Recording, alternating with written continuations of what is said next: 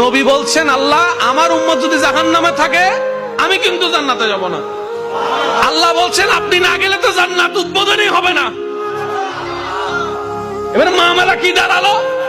আল্লাহ পাক বলে যে আমি তাহকামুল হাকিমিন নিজেকে বলেছি, বিচার না করলেও তো জিনিসটা সুন্দর হয় না। অনবী একটা কাজ করেন, ওয়ালা সাউফা ইউতিকা রাব্বুকা ফাতারদাত, আমি কাউকে বলি নাই, আপনাকে না বলেছি। আমার সাল্লাল্লাহু আলাইহি রাহমাতাল লিল আলামিন কারো সম্পর্কে নাজিল করি নাই, আপনাকে দিয়েছি। ওয়ালাল আখিরাতু খায়রুল লাকা মিনাল উলা, কাউকে বলি নাই, আপনাকে বলেছি। আর আমি আল্লাহ ভালো করে জানি আপনি হচ্ছেন উম্মতের দরদী নবী। আপনি নিজের জন্য কাঁদেন নাই, সন্তানের জন্য কাঁদেন নাই, পরিবারের জন্য কাঁদেন নাই, নাতির জন্য কাঁদেন নাই, যত কেঁদেছেন জীবনে সবকিছু উম্মতের জন্য। এমনকি হাসরের ময়দানে যখন সর্বপ্রথম আমাদের নবীকে আল্লাহর হুকুমে তোলা হবে, আমাদের নবী উঠেই জিব্রাইল আলাইহিস সালামকে প্রথম প্রশ্ন করবে, ও আমার ভাই জিব্রাইল, আমার উম্মত গুলা কোথায়? আইনা উম্মতি, আইনা উম্মতি, আমার উম্মত কোথায়? আমার উম্মত কোথায়? আমার উম্মত কোথায়? আমি ওঠার আগেই নাকি আমার উম্মতকে জাহান্নামে দিয়ে দিয়েছো নাকি? কোনো আমার উম্মত কোনো জাহান্নামে চলে গেছে নাকি? জিব্রাইল বলবে, ইয়া রাসূলুল্লাহ, প্রথমেই আপনাকে তোলা হয়েছে, এখন আর কাউকে তোলা হয় নাই, প্রথমেই আপনি উঠেছেন। আমার নবী বলবে, আমার উম্মত গুলা কোথায়?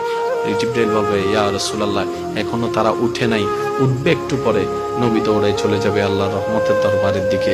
সিজদায় যে পড়বে একটাই কথা থাকবে, রব্বি হাবলি উম্মতি, রব্বি হাবলি উম্মতি। একটু মনোযোগ চাইবো আমি আশিকদের, রব্বি হাবলি উম্মতি, ও আল্লাহ আমার উম্মত গুলাকে আমাকে দিয়ে দাও। তো উম্মতের লিস্টের ভিতরে তো আবু বকর সিদ্দিকের নামও আছে, উম্মতের লিস্টের ভিতরে তো ফারুকে আজমের নামও আছে, উম্মতের লিস্টের ভিতরে তো সাহাবায়ে কেরাম আজমাইনের নাম আছে, উম্মতের লিস্টের ভিতরে তো আহলে বাইতের নাম আছে, উম্মতের লিস্টের ভিতরে তো তাবি তবে তাবি আল্লাহর ওলিদের জান্নাতীদের নাম আছে।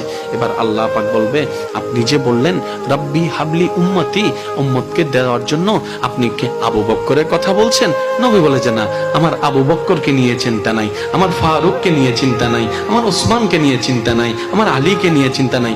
ও আল্লাহ, আমার উম্মতের ভিতরে যারা জাহান্নামের অধিবাসী হবে ওই উম্মতগুলোকে আমাকে দিয়ে দাও।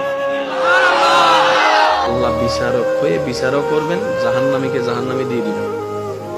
আহকামুল হাকিমের দায়িত্ব শেষ।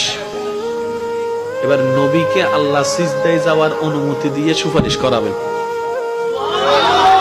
নবীর সুপারিশ কবুল করতে করতে নবীর উম্মতকে, আল্লাহর বান্দাদেরকে জাহান্নামী থেকে জান্নাতি করে দিবেন।